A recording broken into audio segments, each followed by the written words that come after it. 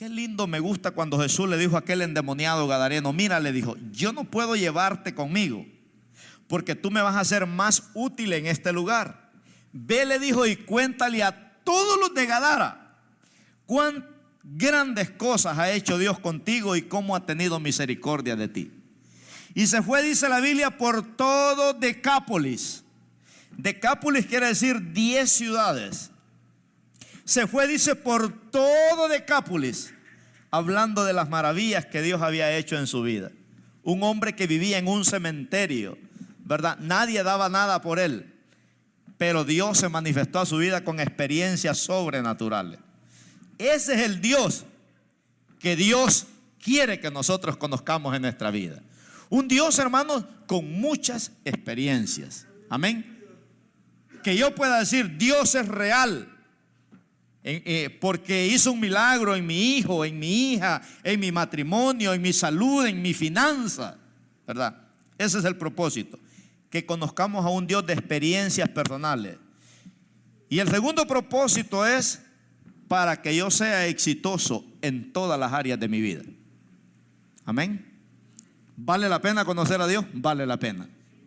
No hay éxito afuera de Dios, ¿verdad? No hay éxito. Aquí en Jueces, capítulo 2, versículo del 1 en adelante, usted va a ver, ¿verdad?, que parece que esta lectura se escribió hoy en la mañana, cuando usted lo lea. Y ya pasaron más de 3000 años que se escribió esta lectura que vamos a leer ahorita. 3000 y algo de años ya. Y dice ahí en Jueces capítulo 2 versículo 1: el ángel de Jehová.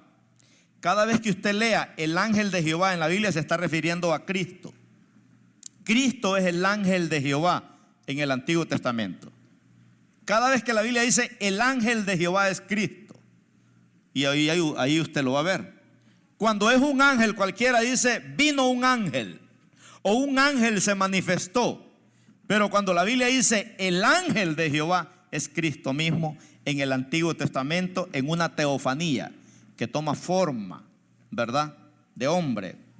Dice: el ángel de Jehová subió de Gilgal a Boquín y dijo: yo os saqué de Egipto y os introduje en la tierra la cual había jurado a vuestros padres, diciendo: no invalidaré jamás mi pacto con vosotros, con tal que vosotros no hagáis pacto con los moradores de esta tierra, cuyos altares habéis de derribar, mas vosotros no habéis atendido a mi voz. ¿Por qué habéis hecho esto?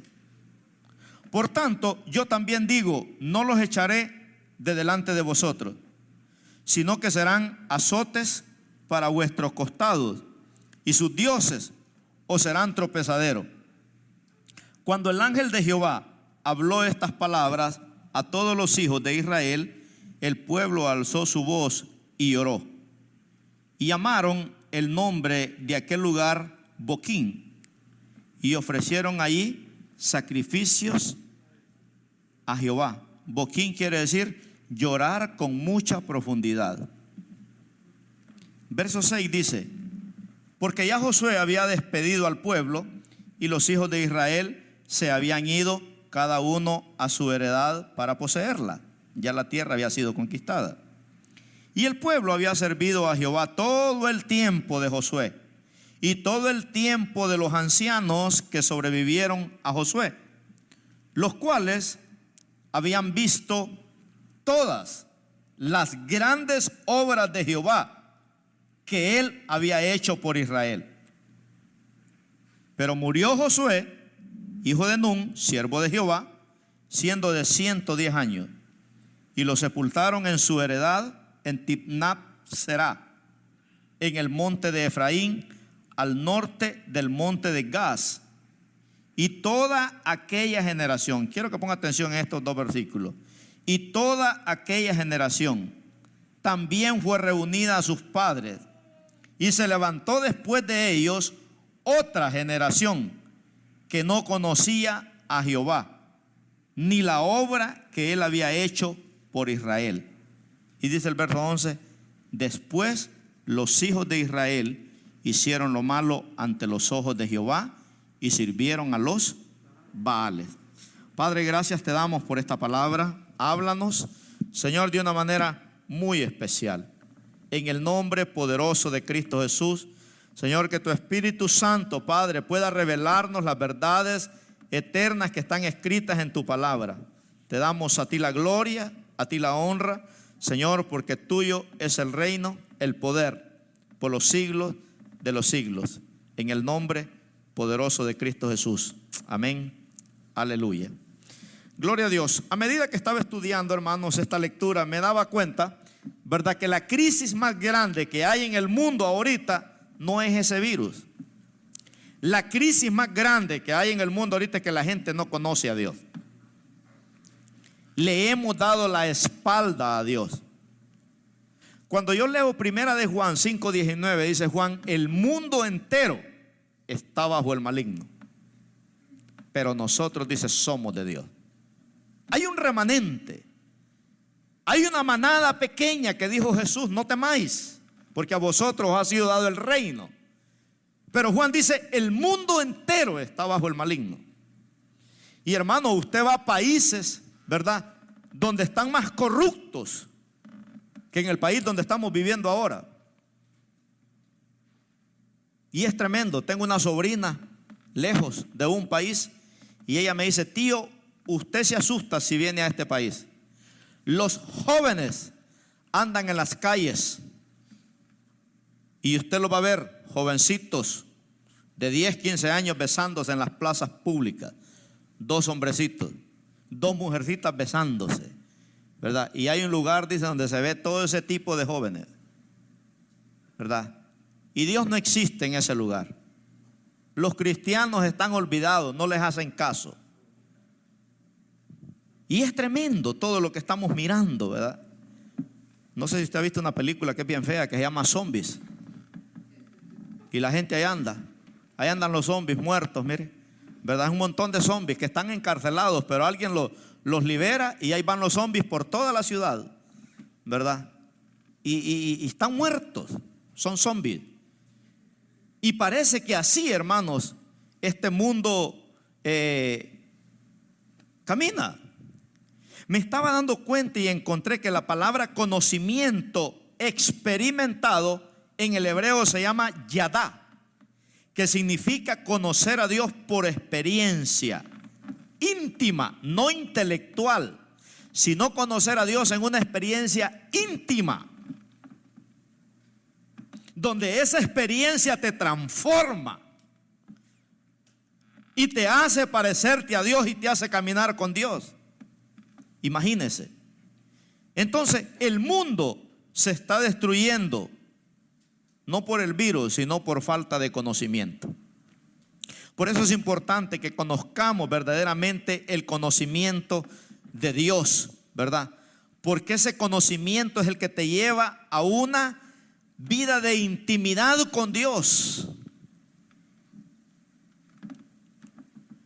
y a una vida espiritual. No podemos ser espirituales si no conocemos a ese Dios por experiencia. Por eso Pablo dice en Efesios 4:13 y 14, hasta que todos lleguemos, dice, ¿verdad?, a la estatura, a la plenitud de Cristo, ¿verdad? Ese es nuestro gran desafío. Entonces aquí en este pasaje que leímos ahorita encontramos tres generaciones. Encontramos una generación que creyó en Dios más o menos y quedaron postrados en el desierto. Anduvieron 40 años. Ellos decidieron, ¿verdad?, ignorar las maravillas de Dios. No crea usted que la gente que Dios le hace milagros son los mejores cristianos que hay, ¿verdad? Este pueblo quedó postrado en el desierto. Esa es una generación que vio las maravillas de Dios, pero decidieron no creer en Dios. Tenemos la otra generación, la generación de Josué. Fue una generación espiritual, fue una generación victoriosa, fue una generación conquistadora, ¿verdad? Y yo creo que esa generación quisiéramos ser nosotros. Pero después de la generación de Josué encontramos una generación que no conocía a Dios. Un desastre total.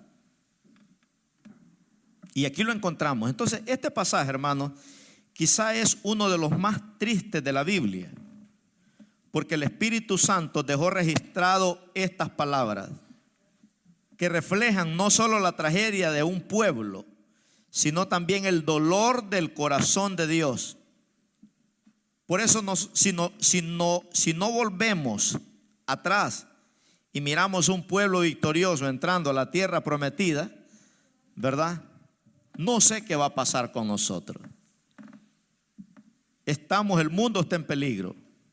Mire que aquí miramos que cuando vamos ahí a Jueces 2, verso 7, encontramos ahí algo muy trágico. Dice, y el pueblo había servido a Jehová todo el tiempo de Josué. O sea que Josué era un hombre que conocía a Dios por experiencia, ¿verdad? Personales. Y todo el mundo creía en el llamado que Dios le había dado a ese hombre. Y dice ahí todo el tiempo de Josué y todo el tiempo de los ancianos que sobrevivieron a Josué, los cuales habían visto todas las grandes obras de Jehová que él había hecho por Israel. Qué tremendo, que donde hay gente, hermano, que verdaderamente cree en un Dios de experiencias, va a haber maravillas. Mire qué importante, donde hay gente de Dios que le cree a Dios, van a haber maravillas en ese lugar. Y este pueblo, dice la Biblia, miró las grandes obras que Jehová había hecho bajo el liderazgo de Josué. Qué interesante, ¿verdad? Cuando hay líderes en un lugar que verdaderamente le creen a Dios. Este pueblo miró todo eso. Miró todo eso. Pero cuando usted llega al versículo 12 de Jueces 2, ahí encontramos un caos. Y tenemos que buscar la raíz de este problema ahora. Mire, cuando llegamos al verso 12 dice, dejaron a Jehová, el Dios de sus padres, que los había sacado de la tierra de Egipto, y se fueron tras otros dioses, los dioses de los pueblos que estaban en sus alrededores, a los cuales adoraron y provocaron, dice, a ira a Jehová. ¿Cuál fue el resultado? Provocaron a ira a Jehová. Y hermano, cuando Dios se enoja, se enoja. No es como una mamá que le dice al hijo, te voy a pegar.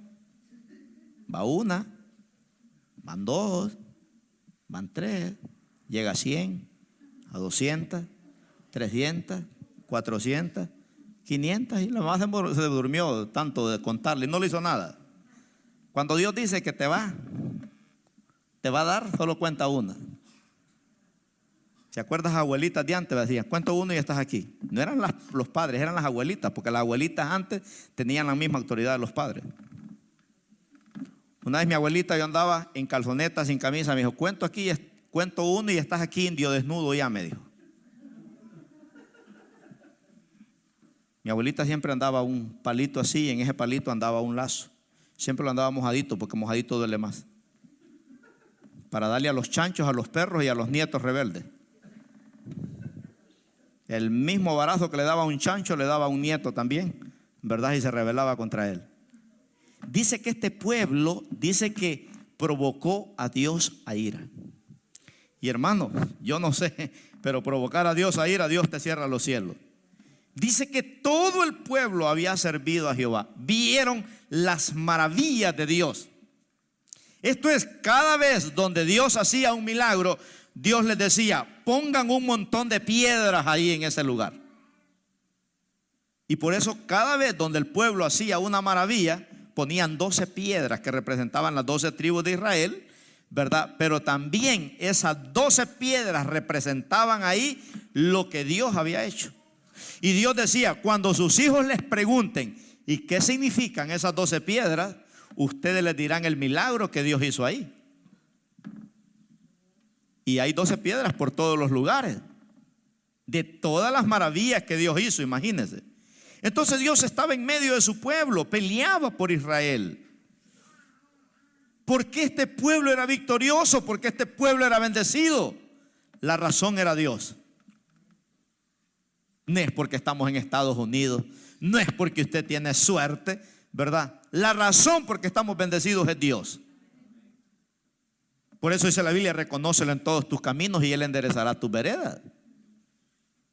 Era Dios. En el verso 10 y 11 de Jueces 2:10 dice ahí: y toda aquella generación también fue reunida a sus padres, y se levantó después de ellos, dice, otra generación que no conocía a Jehová ni la obra que Él había hecho por Israel. Y hermano, aquí es donde tenemos que tener conciencia de Dios. No sé si a usted le preocupan sus hijos, pero a mí sí me preocupan los míos. ¿No se ha puesto a pensar usted en sus hijos? Si usted se muriera, ¿qué va a hacer de ellos? ¿Será que ellos van a buscar de Dios? ¿Qué estamos haciendo en este momento para que nosotros podamos transferir ese legado a ellos? Porque qué triste va a ser, ¿verdad?, que el día de mañana sus hijos pasen por este lugar y que digan ellos: aquí venía yo cuando estaba chiquito, mi abuelita me traía. ¿Y ahora qué estás haciendo? ¿Y ahora por qué no vienes? Y qué triste ver este cuadro, hermanos, y que no se haga repetición en nuestras vidas. Que nosotros nos levantemos el cuello. Yo estoy todos los domingos en la iglesia, pastor. Yo tengo un gran privilegio aquí, pastor.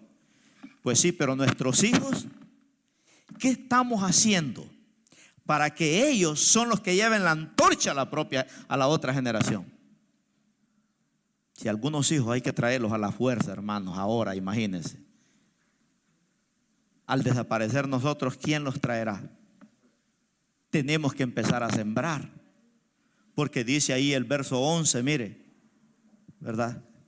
Dice: después los hijos de Israel así hicieron lo malo ante los ojos de Jehová y sirvieron, dice, a los Baales. ¿Y sabe quiénes son los Baales? Los demonios, los vicios, las adicciones,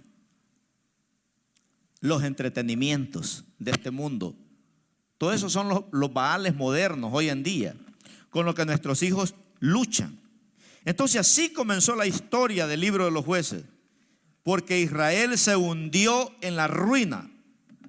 Y la respuesta ahí es una generación que no conocía a Dios. ¿Sabe cuál es la frase favorita en el libro de los Jueces? Dice: y hacían lo malo ante los ojos de Jehová. Y hacían lo malo ante los ojos de Jehová. En cada capítulo usted encuentra: y hacían lo malo ante los ojos de Jehová. Por esa razón vino toda la degradación moral y espiritual. Y eso lo llevó a caer en manos de los enemigos. Hermano, porque cuando nosotros nos olvidamos de Dios, no piense que nos va a ir bien, aunque estemos en Estados Unidos, ¿verdad? Cuando nos olvidamos de Dios, hermanos, la falta de conocimiento nos lleva a alejarnos de Dios. Nos lleva a la destrucción total. Nos lleva a la corrupción. Por eso en el verso 14 encontramos, ¿verdad?, el resultado de no tener conocimiento experimentado por Dios. Dice la Biblia en el verso 14: y se encendió contra Israel el furor de Jehová.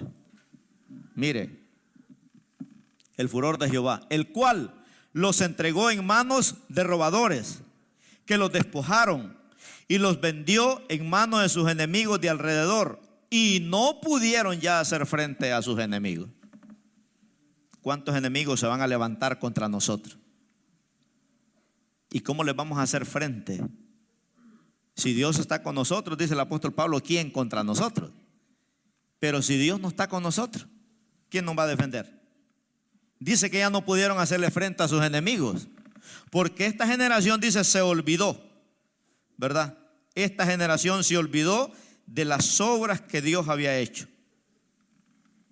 Tenemos una gran responsabilidad y una urgencia de guiar a esta generación a los pies de Cristo.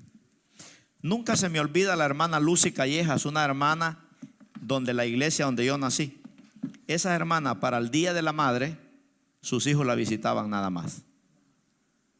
Y ellos le llegaban temprano para que ella no fuera a la iglesia, ¿verdad? Porque los servicios eran temprano en la iglesia. Y ella la hallaban ya lista. Y ella decía: a mí no me traigan regalos, no me vengan a convencer que me van a llevar al mejor restaurante aquí del Valle de San Fernando. Si ustedes quieren agradarme a mí, los quiero en la iglesia todos hoy a las 11 de la mañana. Y ahí iban los hijos, mira, regañadientes. Y le decía al pastor: quiero que predique un mensaje del infierno, porque van a venir mis hijos. Y eso era, hermano, de todos los años. A esa señora nunca la podían convencer un día de madres de que ella no iba a venir a la iglesia. Era la única oportunidad de los que sinvergüenzas estos vinieran a la iglesia. Vaya a ver ahora a la hermana Lucy Callejas, ahí están sus hijos, mire, sirviendo al Señor. ¡Qué tremendo! Y ella decía: a mí no me vengan con regalos. El regalo que yo quiero es en la iglesia que estén. Mire, hermano, qué tremendo, ¿verdad? Qué tremendo que cuando uno verdaderamente tiene esa hambre y ese conocimiento de Dios y se para en la brecha de que nuestros hijos conozcan al Señor. Mi respeto a esas madres que se sientan con los hijos y las hijas a estudiar la Biblia en casa. Mi respeto. Cuando el diablo te ve leyendo la Biblia con tus hijos o con tus hijas, olvídate. Patitas, ¿para qué te quiero? El diablo dice: a este ya lo perdí. Porque sabe que estás aprendiendo conocimiento de Dios. Un día una mamá le dijo a su hija: ¿sabe qué, hija? Recoja todos los libros que hay en esta casa y los vamos a ir a donar a la librería, porque hay muchos libros acá allá. Y la niña empezó a recoger todo aquel montón de libros y encontró una Biblia. La niña le dijo: mamá, ¿y esta Biblia de quién es? Es de Dios, le dijo la mamá. Pues hay que devolvérsela, dijo, porque aquí no se lee. Aquí no se lee en casa, hay que devolvérsela a Dios. Imagínense. Es tremendo, ¿verdad? Cómo nosotros hemos visto, hermanos, la muerte de dos iglesias americanas. La iglesia donde salimos nosotros, había una iglesia americana ahí. Ahí, hermanos, se fue muriendo poquito a poco. Los padres llevaban a sus hijos a la iglesia, pero ellos se quedaban jugando básquetbol afuera. No entraban al culto porque no les gustaba cómo predicaba el pastor. Y solo los viejitos vinieron quedando en el culto. Y se murieron los viejitos y los hijos desaparecieron. Y la iglesia le quedó a los hispanos. La iglesia donde estábamos aquí nosotros, en Lakeview Terra, pasó igual. Fueron quedando puros viejitos hasta que se murió. Se murieron los viejitos, llegaron unos gringos ahí y nos echaron a nosotros para afuera. ¿Verdad? ¡Qué increíble! Pero mire, hermano, las consecuencias. Advertencias de apartarse de Dios. Dios le dice ahí al pueblo. Jesús se les aparece a esta generación de Josué. Mire, dice: apareció el ángel de Jehová. Esta gente tenía una experiencia, tenían un conocimiento revelado con Dios, que el ángel de Jehová, dice, se les apareció. Se les apareció Jesús. En el verso 1 dice ahí: subió a Gilgal, a Boquín, y dijo: yo os saqué de Egipto y os introduje a la tierra a la cual había jurado a vuestros padres, diciendo: no invalidaré jamás mi pacto, con tal que vosotros, mire, con tal que vosotros, dice, no hagáis pacto con los moradores de esta tierra, cuyos altares habéis de derribar. Pero aquí viene la consecuencia: mas vosotros no habéis atendido a mi voz. ¿Por qué habéis hecho esto?, les dice el Señor ahí. Y en el verso 3 dice: por tanto yo también dije: los echaré delante de vosotros, sino que serán azotes para vuestros costados, y sus dioses os serán tropezaderos. Cuando el ángel de Jehová habló estas palabras a todos los hijos de Israel, el pueblo alzó su voz y lloró. ¿Por qué lloró? porque ellos sabían que sus hijos no estaban preparados para tener una experiencia personal con Dios. Ellos lloraron porque dijeron: bueno, nosotros vamos a morir. ¿Qué va a ser de nuestros hijos? ¿Qué va a ser de nuestra familia? ¿Qué va a ser de nuestra generación? Lloraron, dice ahí, con profunda tristeza. Con profunda tristeza lloraron, porque ellos sabían que los hijos no estaban preparados para servir a Dios al morir ellos. Entonces, hermanos, después de la muerte de Josué, el mundo encontró una generación vacía de Dios. Una generación vacía de Dios. Y el mundo los conquistó con atractivos mundanos. Porque cuando un joven está vacío de Dios, el mundo se lo conquista fácil, ¿verdad? Se lo conquista muy fácil. ¿Cómo el pueblo de Israel empezó a desenfrenarse? Por falta de líderes espirituales. Por falta de líderes. Por eso vemos en Jueces ahí 2, del 16 al 19. Por eso tenemos que buscar la raíz. Dice ahí: y Jehová levantó jueces que los librasen de mano de los que les despojaban.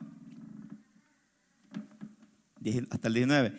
Pero tampoco oyeron a sus jueces, sino que fueron tras dioses ajenos, a los cuales adoraron. Se apartaron pronto del camino en que anduvieron sus padres, obedeciendo a los mandamientos de Jehová.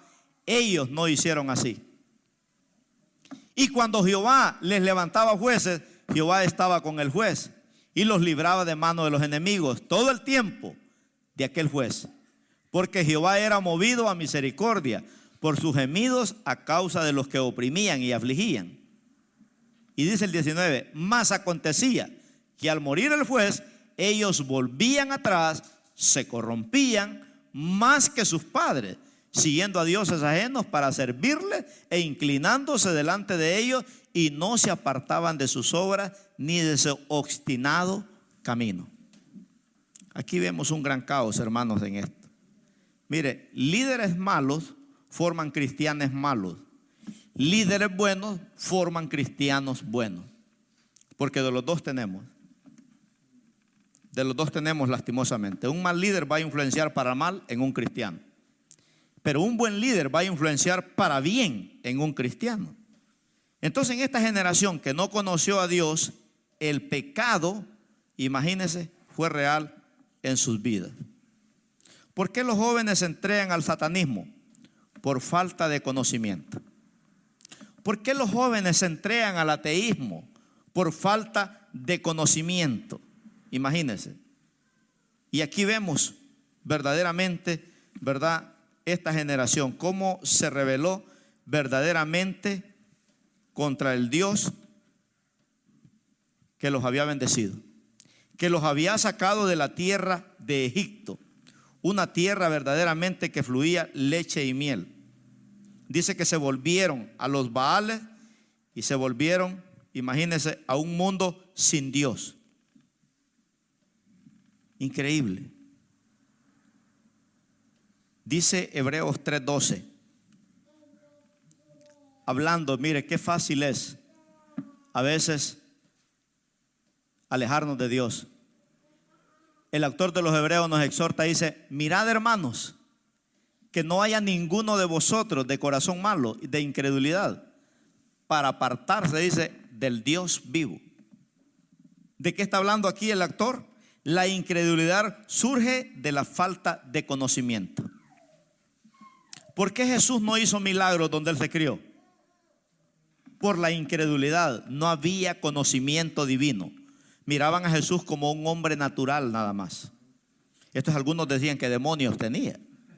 Algunos decían que Jesús hacía milagros por obra de Satanás. ¿Por qué? Porque no tenían conocimiento de Dios. Mire, hermano, la mayor tragedia de un ser humano es no conocer a Dios.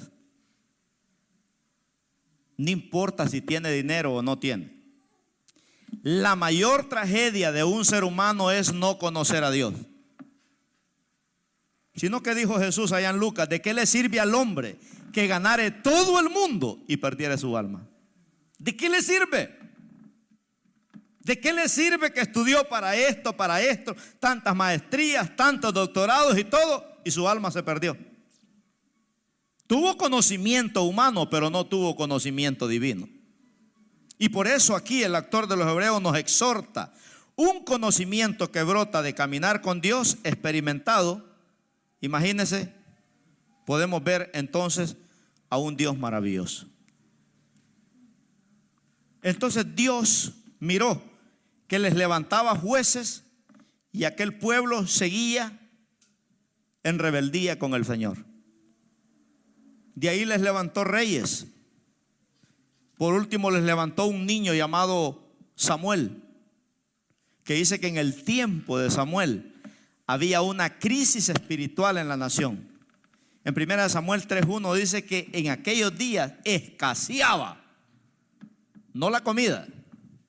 Dice que en aquellos días el joven Samuel ministraba a Jehová en presencia de Elí, y la palabra de Jehová escaseaba en aquellos días. No había visión con frecuencia, dice. Hoy en día la palabra de Dios escasea en nuestras casas. La palabra de Dios escasea en las calles.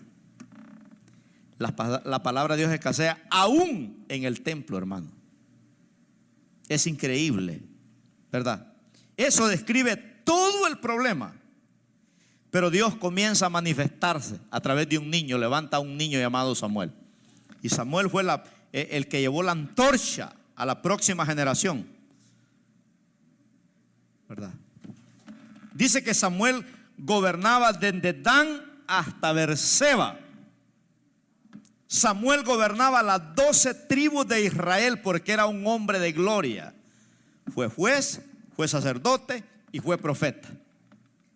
En medio de una crisis espiritual, Dios siempre va a levantar un líder, o va a levantar líderes, hermanos, para poder traer de regreso a la nación. Cuando Abraham fue llamado a caminar con Dios de Ur de los Caldeos, no tenía conocimiento de Dios. Dice que adoraba dioses falsos. Sin embargo, Abraham fue llamado a conocer a Dios en un conocimiento de Yadá, que significa Dios experimentado personalmente. Imagínense qué tremendo, ¿verdad? Que Abraham aprendió a creer y a confiar en Dios. Y por eso Abraham dice: fue rico en plata, en oro y en ganado, pero también fue rico espiritualmente. Porque cuando usted le cree a Dios, hermanos, Dios va a abrir los cielos para usted todos los días de su vida. Los milagros que usted necesite, Dios se los va a dar. Dice que Abraham creyó todo lo que Dios le dijo. ¿Será que usted cree todo lo que Dios nos dice en su palabra? Todo lo que Dios le dijo, dice, Abraham lo creyó. Porque Abraham conocía a Dios, no un Dios teórico o intelectual, un Dios de experiencia. Porque Dios se le reveló, confió en él y se cumplió. Por eso llegó a ser inmensamente rico, no solo en recursos materiales, sino también en recursos espirituales. Por eso Dios lo envía a la tierra prometida, a una tierra que fluye leche y miel. Imagínense. Y la tierra prometida era una vida que no solo abarcaba lo material, sino también lo espiritual. En Efesios 3:8, Dios nos ofrece a nosotros una tierra prometida, ¿verdad? No solo al pueblo de Israel es la tierra prometida, también para nosotros. Y miren Efesios 3:8, dice Pablo: a mí, que soy menos que el más pequeño de todos los santos, me fue dada esta gracia de anunciar entre los gentiles el evangelio de las inescrutables riquezas de Cristo. ¿Quién es la tierra prometida para nosotros hoy? Cristo. Amén, hermanos. Cristo es nuestra tierra prometida. Dice Pablo: a mí como un abortivo se me escogió para anunciar las inescrutables. O sea, la palabra inescrutables es que no hay forma de explicarte las riquezas que Cristo tiene para cada uno de nosotros. Solo lo puedes experimentar a través de un conocimiento revelado. Así que toda la historia de Israel, desde que sale de Egipto hasta su entrada a la tierra prometida, es figura de las experiencias que nosotros vamos a tener con Cristo en nuestro caminar diario. ¿Por qué a veces van a venir luchas y pruebas a nuestra vida? Para que miremos el poder de Dios. Si no tuviéramos problemas, no necesitáramos a Cristo aquí en la tierra. Y por eso la Biblia dice: y sabemos que los que amamos a Dios, todas las cosas nos ayudan para bien.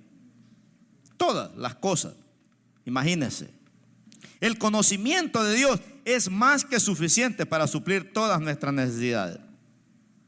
Por eso, volviendo a la historia aquí del libro de los Hechos y trayendo su significado a nuestra experiencia actual, podemos decir que hoy en día la mayor tragedia de la iglesia es la falta de conocer a Dios.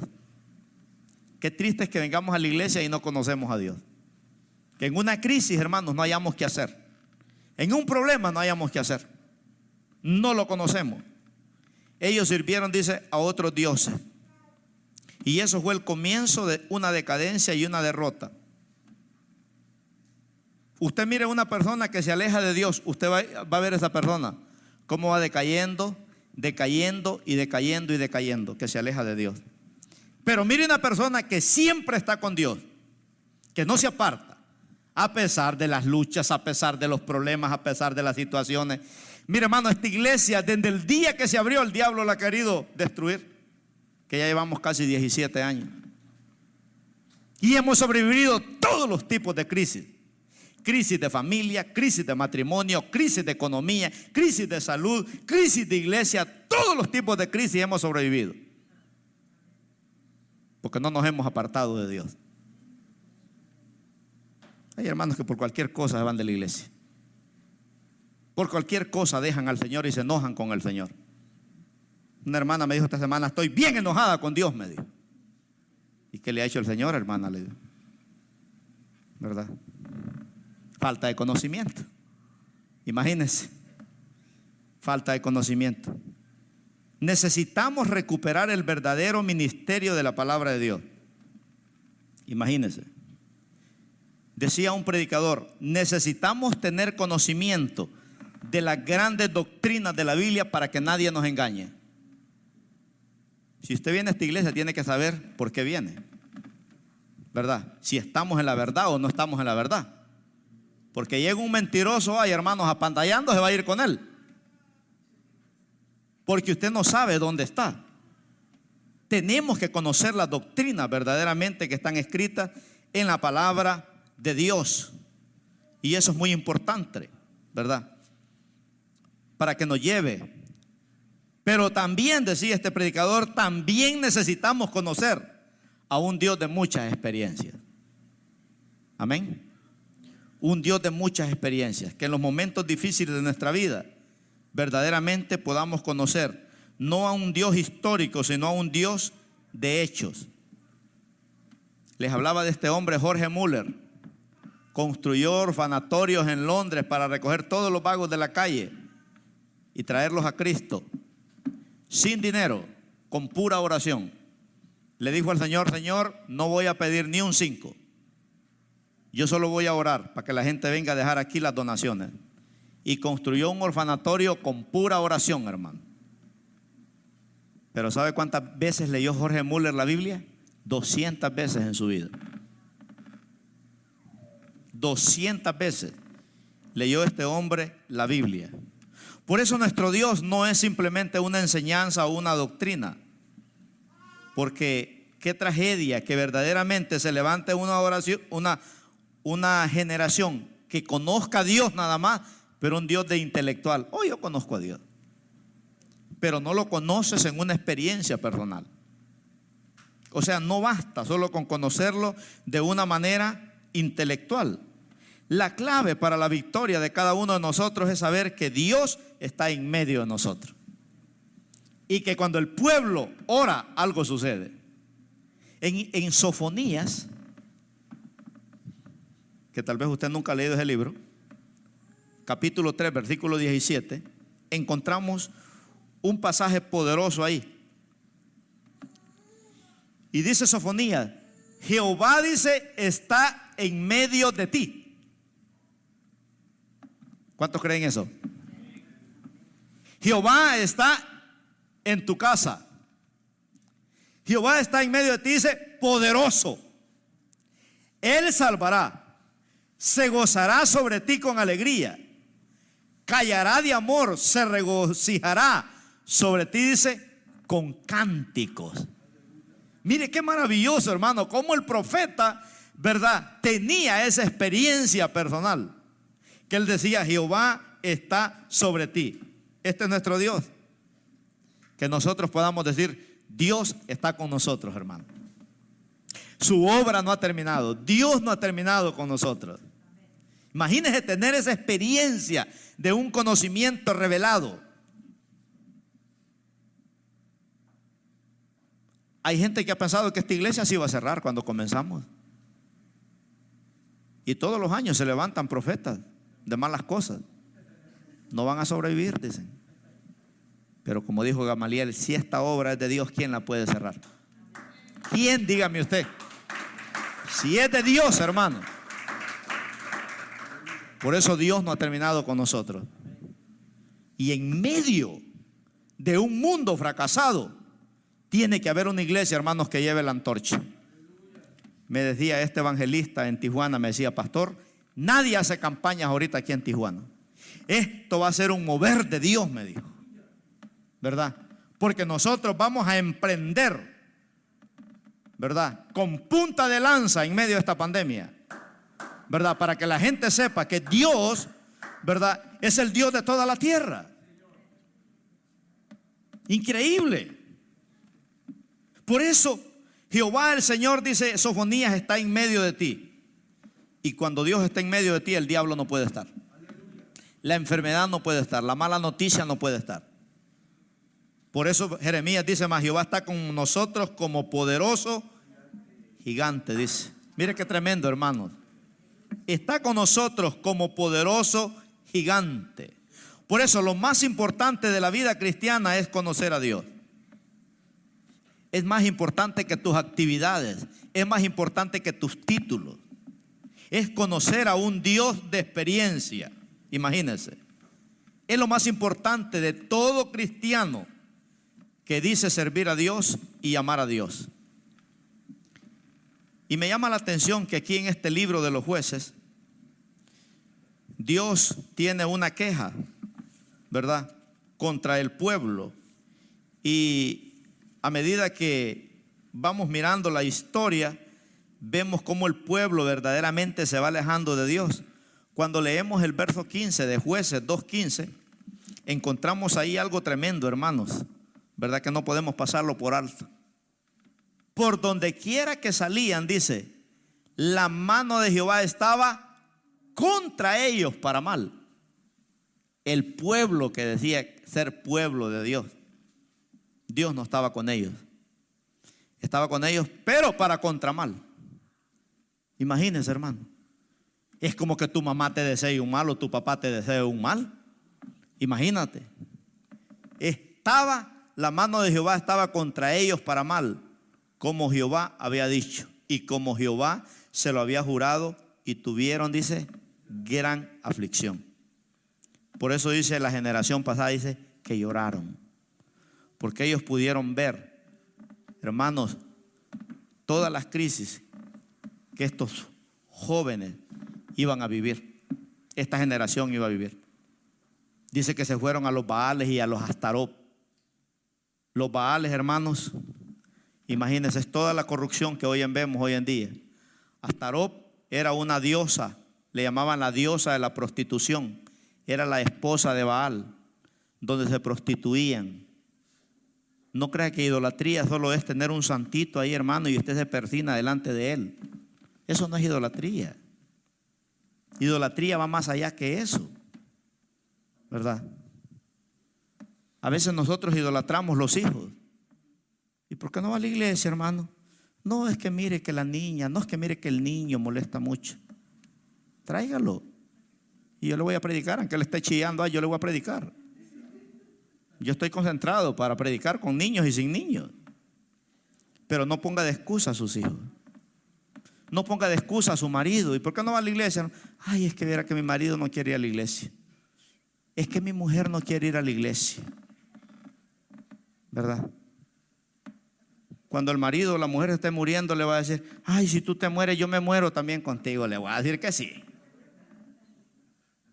No. ¿Sabe cuándo uno se muere? Cuando se aleja de Dios. Esa muerte es terrible. Esa es la peor muerte de un ser humano. Por eso dicen que hay algo más terrible que la muerte. ¿Sabe cuál es? Vivir sin Dios. Son muertos andando. Esa es la peor muerte. Por eso Dios aquí nos jala las orejas y nos enseña estos principios poderosos, hermanos, que no podemos pasar por alto. Conocer a Dios es el deber más importante de la vida de cada cristiano. Por eso cada cristiano que carece de este conocimiento, hermano, se va a meter en muchos problemas. En muchos problemas. Crecer en el conocimiento de Dios. Mire los beneficios cuando nosotros conocemos a un Dios de experiencia. Mire los beneficios. Hermano, si yo le contara todas las experiencias que nosotros hemos pasado con nuestro Dios, ¿verdad? ¿Cómo vamos a ignorar de que Dios es real? Si, como dice el apóstol Pablo, por la gracia de Dios soy lo que soy. Y su gracia, dice, no ha sido en vano para conmigo. Dios no ha terminado ni con usted, ni con sus hijos, ni con su familia. Por eso no nos podemos rendir, hermano. Me decía mi sobrino esta semana: tío, me dice, ¿y qué piensa usted hacer cuando usted esté viejo? Usted piensa irse de misionero, ¿verdad? Piensa irse allá, comprar una casa en un lago y pasarse sobando la panza ahí todo el día pescando. Y yo le decía: mira, yo no me miro en otro lugar. Yo me miro muriendo en el púlpito predicando la palabra de Dios. Yo no me miro en otro lugar. Yo creo, le digo yo, que estoy capacitado, ¿verdad? Que aunque llegue a una edad avanzada de 80, 90 años, pero voy a tener todavía la capacidad para conectarme con los jóvenes. Porque yo soy aquel tipo de pastor que no me voy a rendir con un joven porque venga con aritos, porque venga con el pelo largo, ¿verdad? Que aunque venga con el peinado ese que parece dragón, ¿cómo se llama? El moja. Yo no lo voy a criticar, yo no lo voy a condenar. Me dijo un joven una vez: ¿usted me mira como cholo? Pues la pinta la tenés, le digo. ¿Pero cree que lo soy? Me dijo. No te puedo juzgar, le dije. Pero se pueden equivocarle y te pueden matar por eso, ¿verdad? Y oré por él. Pero hermano, yo no me veo haciendo otra cosa en el futuro. Yo no me veo tirando la toalla en el pastorado. No, yo me veo siendo de bendición para la gente siempre. Porque conozco a un Dios de experiencias. Dele un aplauso al Señor si quiere dárselo. Entonces, hay beneficios. Diga conmigo, hay beneficios por conocer a un Dios de experiencia. Mire, hermano, cuando usted conoce a Dios en una experiencia personal, usted nunca se apartará de Dios. Jamás. Le puede pasar lo que le pase. Se puede enfriar y todo, pero dejar a Dios jamás. Porque Dios es real. Dios es real en nuestra vida. Entonces, mire los beneficios. Cuando usted conoce a un Dios de experiencia, su vida va a ser controlada por el Espíritu Santo. ¿Cuántos lo creen? Va a ser controlada por el Espíritu Santo. Todo el mundo va a andar preocupado. Usted va a saber que usted es guiado por el Espíritu Santo de Dios. Como dijo Jesús, el Espíritu Santo vendrá y Él te va a guiar a toda verdad. Dios no es Dios de confusión, hermano. Si usted está confundido, no es Dios. Hay gente que está confundida hoy en día. No es Dios, es un enemigo de las tinieblas. 1 Corintios 14:33 dice: Dios no es Dios de confusión, sino de paz. Si tienes confusión, no es Dios, es el diablo. Pero Dios es un Dios de paz. Para que lo anote ahí, 1 Corintios 14:33 parece que es, ¿verdad? Porque a veces hay textos que los digo, pero se me olvidan.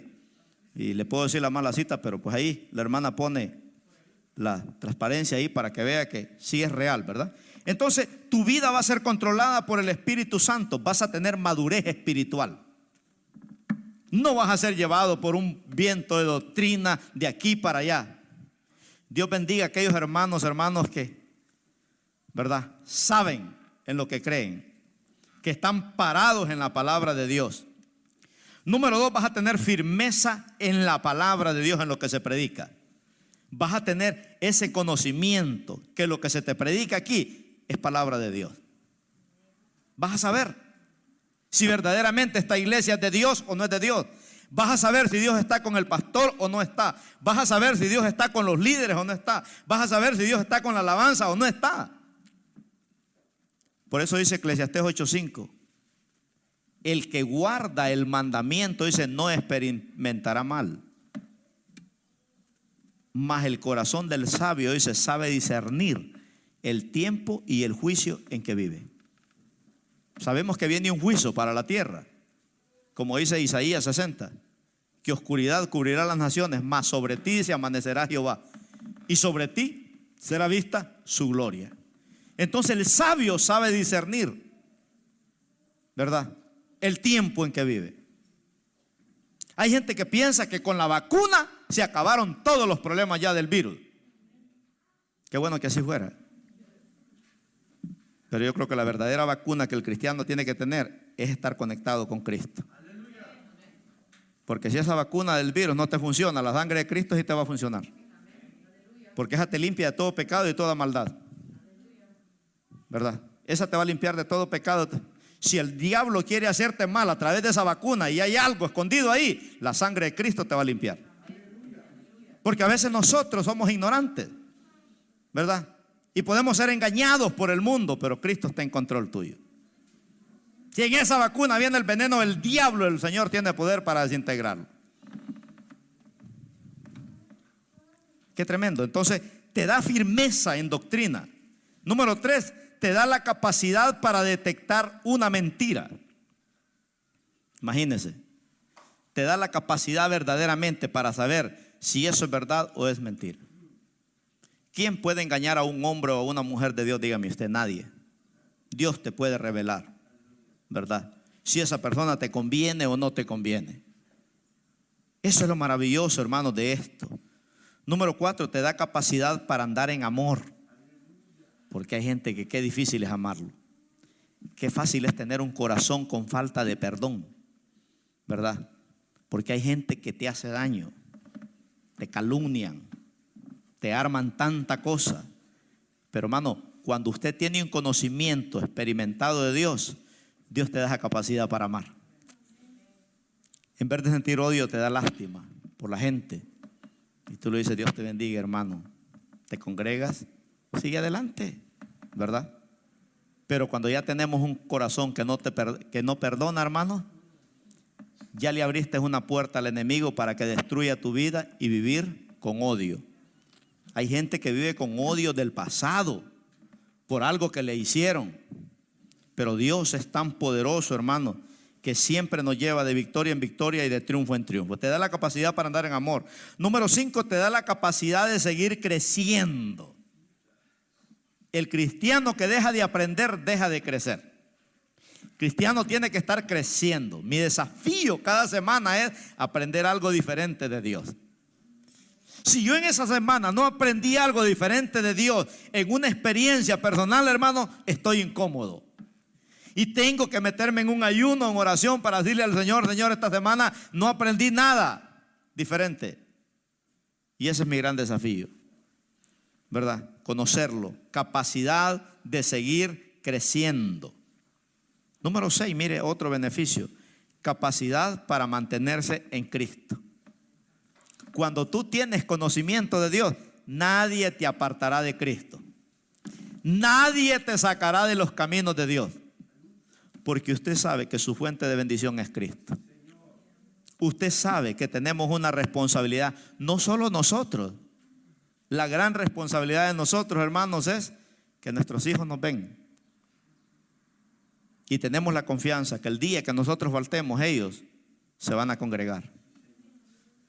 Porque estamos dejando una experiencia personal,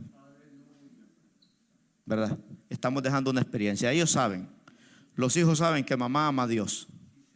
Los hijos saben que papá ama a Dios.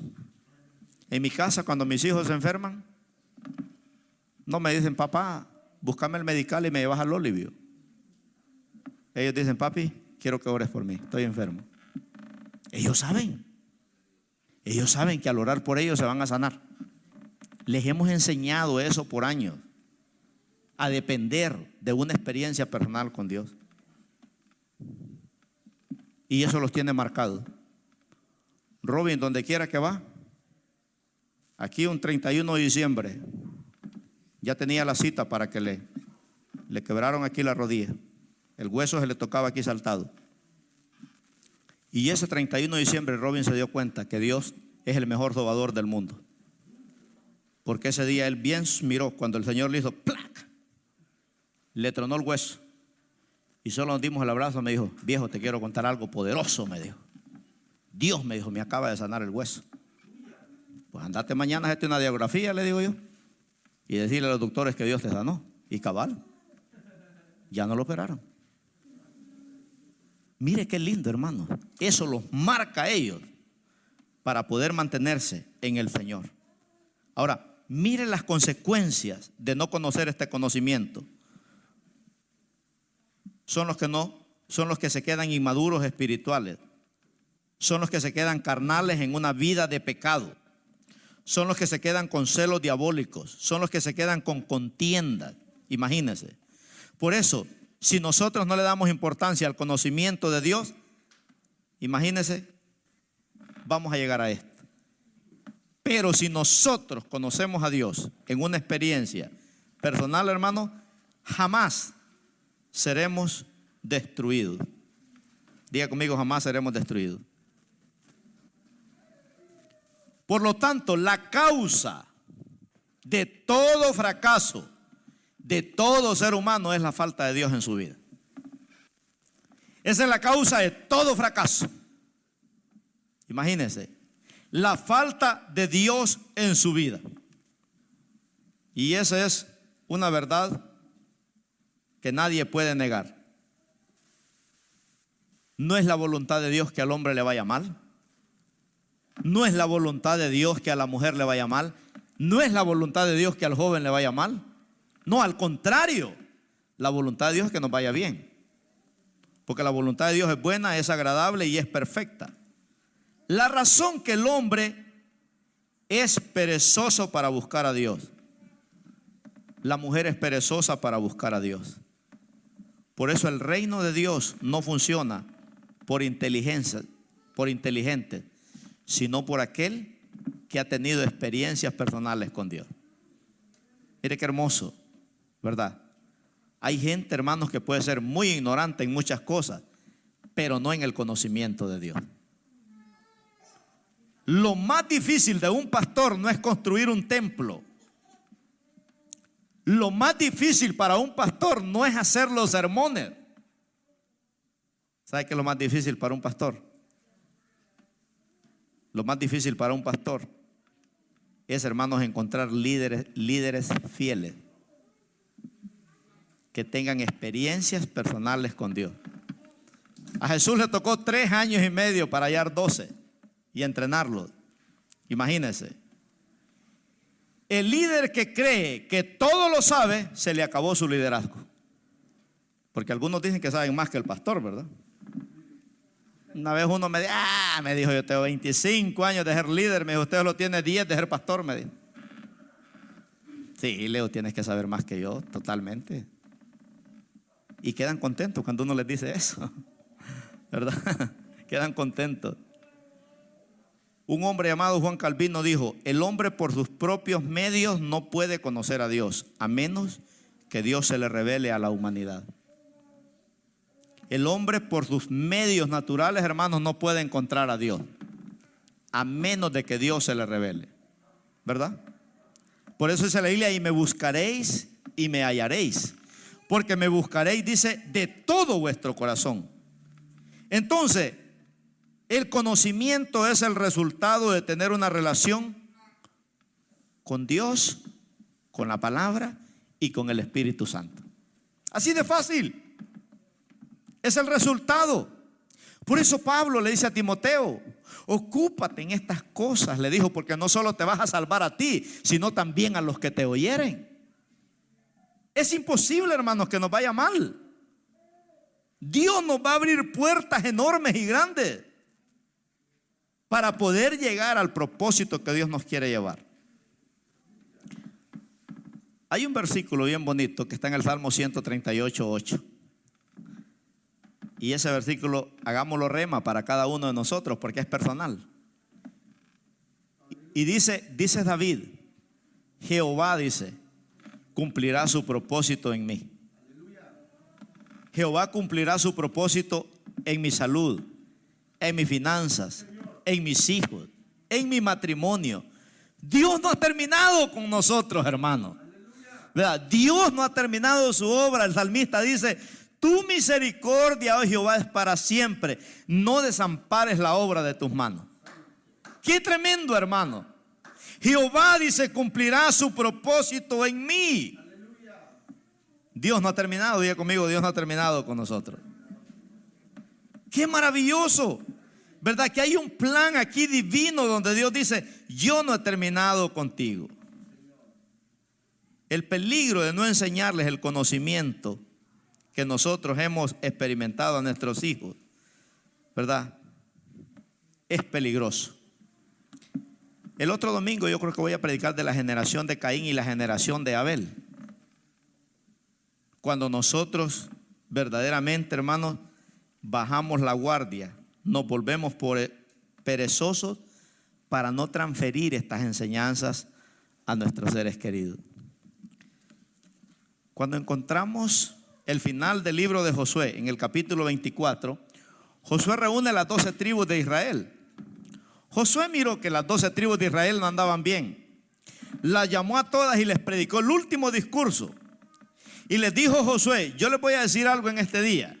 Si ustedes quieren volver a los dioses ajenos, es ok, háganlo, ¿verdad? Si ustedes quieren volver a los dioses paganos, háganlo.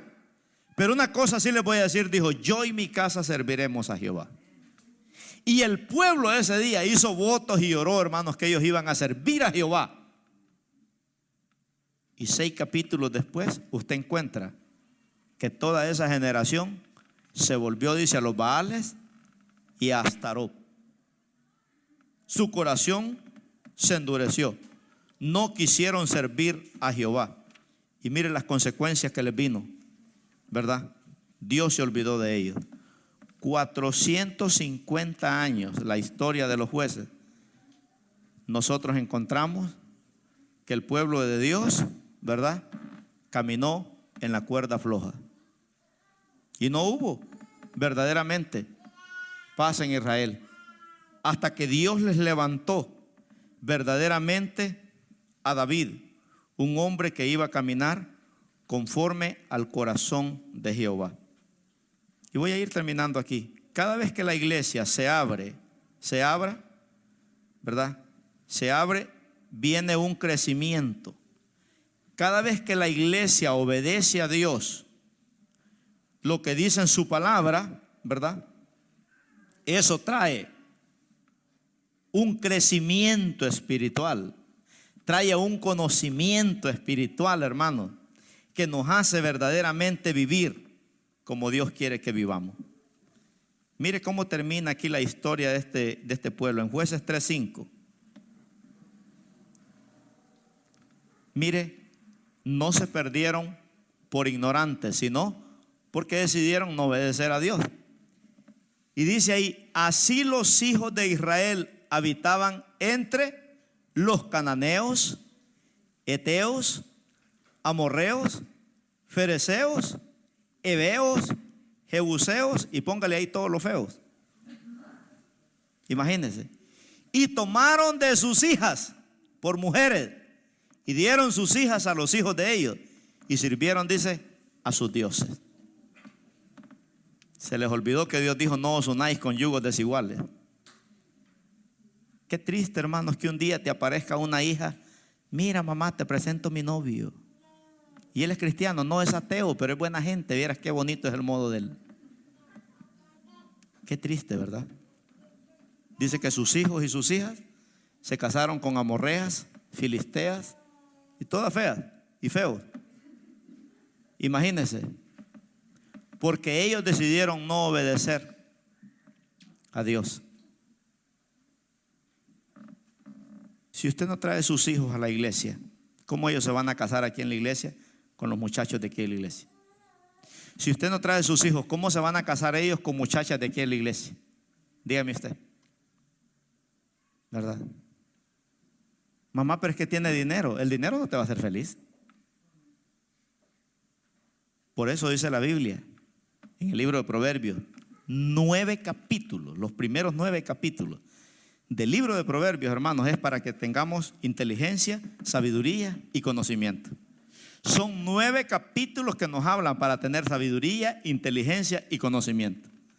Antes de soltarte toda la consejería que hay en el libro de Proverbios, primero el Señor te enseña, imagínense, en 9 capítulos, lo que es sabiduría, enseñanza e inteligencia. Qué tremendo, ¿verdad? Qué tremendo. Y aquí dice, se fueron, se casaron con los Baales, con los heveos. Y qué triste, hermano. Yugos desiguales. Y en Jueces 8:34, mire qué tremenda la consecuencia aquí. Y no se acordaron los hijos de Israel de Jehová su Dios, que los había librado, dice, de todos sus enemigos en derredor. No se acordaron. Qué olvidadizos somos, ¿verdad? Mire, cuando uno debe dinero se le olvida. Pero al que usted le debe, a ese no se le olvida, ¿verdad? Una vez un hermano me dijo, mire, pastor, que un hermano ahí en la iglesia me debe $100. Tener hermano, no hablen mal del hermano, ¿verdad? Tener, hombre, si el hermano te debe 100, yo te los pago. Pero no hables en mal del hermano. Algún día te lo va a pagar. Tal vez no se ha podido enderezar, pero no hables en mal del hermano. Por estos $100 no perdás la amistad del hermano, tenés. Se olvidaron, dice, de que Dios los había librado de todos sus enemigos. Hermano, usted, póngase a pensar usted qué sería nuestra vida sin Dios. Póngase a pensar. Miren todo el peregrinaje de todos estos años donde Dios nos ha traído. Si Dios nos hubiera abandonado, ¿qué tipo de vida fuera la de nosotros? ¿Cómo viviéramos? ¿En pecado? ¿Muertos? ¿Cómo estuviéramos? ¿Amargados? ¿Afligidos? ¿Endeudados? Tanta cosa. ¿Cuántos podemos decir ahora que Dios nos ha librado de todos los enemigos que se nos han puesto por el camino? Porque de enemigos, hermanos, tremendo. Por lo tanto, podemos decir en esta noche, benditos todos aquellos creyentes que nos deleitamos en Dios. Somos benditos. Amén. Porque podemos ver la mano poderosa de Dios. Porque nosotros somos la clave para llevar la antorcha a aquellas otras generaciones que vienen por delante. No nos cansemos, dice la Biblia, de hacer el bien, porque a su tiempo vamos a sembrar, ¿verdad? Vamos a cosechar si no desmayamos. Y Dios, aquí imagínense, nos encierra en toda esta bendición. Dice ahí en Jueces el 19, perdón, el verso 11, 2:11. Vamos a terminar aquí ya. Una generación que no conoce a Dios. Mire cómo termina aquí esta historia. Después los hijos de Israel hicieron lo malo ante los ojos de Jehová y sirvieron, dice, a los Baales. Mira el 12. Dejaron a Jehová, el Dios de sus padres, que los había sacado de la tierra de Egipto, y se fueron tras otros dioses, los dioses de los pueblos que estaban en sus alrededores, a los cuales adoraron y provocaron a ira a Jehová. Y parece que este pasaje se escribió ayer. Porque, hermano, cuando habla la Biblia de otros dioses, por ejemplo, el trabajo puede ser un dios. Una vez un hermano vino a mí y me dijo: estoy bendecido, pastor, tengo 3 trabajos. Le digo: ¿me das permiso de darte un coscorrón? ¿Verdad? O decirte que sos un ignorante. Tú no estás bendecido, hermano, le dije yo. Tú eres esclavo del faraón. ¿Cómo me vas a venir a decir a mí que estás bendecido porque tenés 3 trabajos? Darte permiso de darte un coscorrón, le dije yo. Imagínense. Dice que se fueron a sus dioses. El entretenimiento hoy en día puede ser un dios. Todo aquello que nos aparta de Dios, hermanos, que nos impide las cosas de Dios, eso viene a ser un dios. Por eso el apóstol Juan dice: hijitos, guardémonos, dice, de los ídolos. Guardémoslos. Hay dioses que nosotros tenemos, hermanos, que nos quieren alejar de Dios. Yo no quiero terminar como ese pueblo que dice que lloraron con tremenda profundidad cuando ellos miraron, hermanos, que sus hijos ya no tenían esperanza, que iban a ser entregados a Satanás. Imagínense, porque ellos no transfirieron esa bendición a aquellos seres queridos. La victoria mía no solo depende de que yo sea un hombre de Dios, sino de que mis hijos verdaderamente, ¿verdad?, sirvan al Señor. Esa es la victoria total. Y esa es la victoria que Dios nos quiere dar. Esa es la victoria, hermanos, que Dios quiere darnos a cada uno de nosotros. Póngase de pie en esta preciosa tarde y llevémonos ese peso a nuestras casas. Mire, tal vez usted y yo ya lo hicimos. Ya la vida nos golpeó. Ya el diablo ya no nos engaña muy fácil, ¿verdad? Ya tuvimos muchas experiencias malas. Ya lo hicimos. Pero nuestros hijos, ellos están jóvenes. Y al diablo le encantan los jóvenes porque no tienen experiencia. Y en esta tarde, vámonos con ese peso para nuestros hogares. Padre, gracias te damos por tu palabra. Gracias, Señor, por enseñarnos verdades profundas. Gracias, Señor, por enseñarnos tu palabra, Padre, que vivimos en un mundo, Señor, lleno de maldad.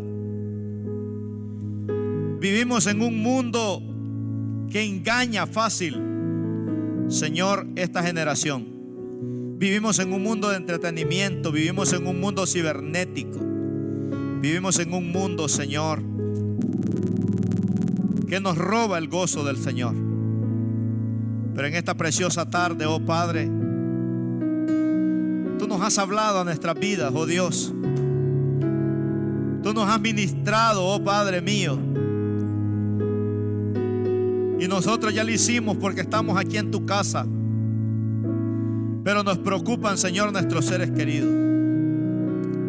Nos preocupa, Señor, porque nos hemos vuelto perezosos para transferirle a ellos este conocimiento experimentado, Señor, que no es revelado como un conocimiento humano, Padre, sino como un conocimiento divino.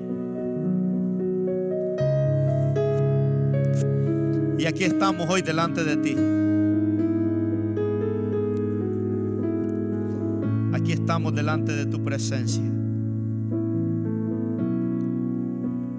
Haga una oración por sus hijos, hermano.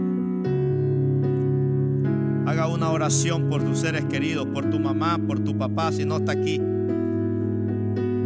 Por tu abuelito, por tu abuelita, por tu tío, por tu tía, por tu hermano, por tu hermana, por tus sobrinos. Haga una oración por ellos. Mírelos cómo se están hundiendo. No sabemos en qué pasos andan, pero nuestro Dios es poderoso. Ellos compiten con las escuelas, con las modas, con la tecnología, con el mundo cibernético. Que eso lo que está creando es una enorme confusión en nuestros jóvenes para alejarlos de Dios.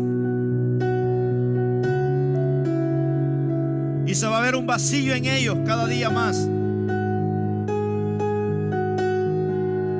Estamos viviendo una generación que está vacía de Dios.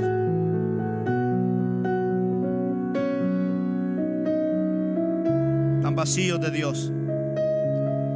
Como el pueblo de Israel, que empezó al desenfrenarse por falta de líderes que habían en la nación. Padre, te pedimos perdón porque nos hemos vuelto perezosos, Señor, para tener intimidad contigo. Nos hemos vuelto perezosos, Padre, para estudiar tu palabra. Nos hemos vuelto perezosos, Señor, para poder ser guiados por el Espíritu Santo tuyo. Sabemos que los beneficios son grandes, son enormes, pero a veces, oh Dios, no queremos pagar el precio, Padre. Te pedimos por esta generación que está perdida, Señor. No queremos ver una generación que se queda postrada en el desierto. Queremos ver una generación victoriosa. No queremos ver una generación que no conozca a Dios. Al contrario, Señor, queremos ver un pueblo clamando y corriendo a ti, oh Dios. Sabemos que tú te vas a revelar, Padre, a nuestros hijos, para que te conozcan, para que no sean carnada del diablo. Libéralos, sálvalos. Si están cautivos, Señor, te pedimos que los liberes en el nombre poderoso de Cristo Jesús. Aleluya. Gracias te damos en esta preciosa tarde. Hago esta oración conmigo, hermano. Diga: Señor Jesús, que tu palabra pueda ser rema en mi vida para obedecerla y no apartarme de ti. Señor, te pido, Padre, que yo pueda salir de la ignorancia espiritual y que ese conocimiento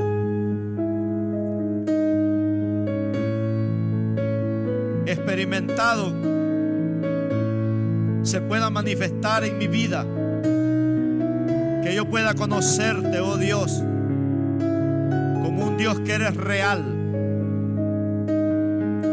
Perdona a mis hijos. Si tienes hijas, dile: perdona a mis hijas, Padre. Pero que yo pueda traerlos a ti, oh Dios, antes de que se apague la lámpara en mi casa. Me rehúso a creer que ellos van a servir a los Baales y a Astarot. Háblales, revélate a ellos a través de sueños, a través de visiones. Muéstrales el infierno. Muéstrales, Señor, cómo será el fin del mundo. Sabemos que tu venida está cerca y que habrán muchas señales, Señor, para que nadie se pierda, sino que todos, oh Padre, corramos al arrepentimiento. Que ese conocimiento llegue a ellos. Como dice tu palabra, la tierra será llena del conocimiento y de la gloria de Jehová, porque el anhelo tuyo es que nadie se pierda, que nadie se destruya. En el nombre de Jesús, amén. Aleluya. Gloria a Dios. Denle un aplauso al Señor, hermano. Gloria a